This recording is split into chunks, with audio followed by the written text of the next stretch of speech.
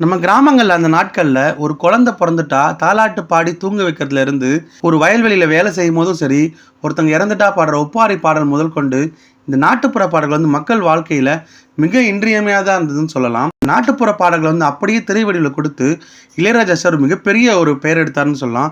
இன்னி வரைக்குமே நம்ம தென்னிந்தியால ஒரு குழந்தை தூங்குறதுல இருந்து, ஒருத்தங்க இறந்துட்டா அந்த சோகத்திலேருந்து மீள்ற வரைக்குமே வந்து, நம்ம ராஜா சாரோட பாடல் தான் வந்து அருமருந்தா செயல்படுது.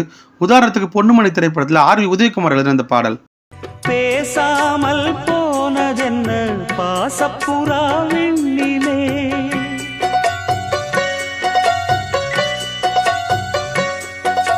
வீசாமல் வீசும் இங்கே பாசப்புயல் மண்ணிலே, இன்போ சுமக்க வைத்த மாமா என்ன தவிக்க விடலாம்.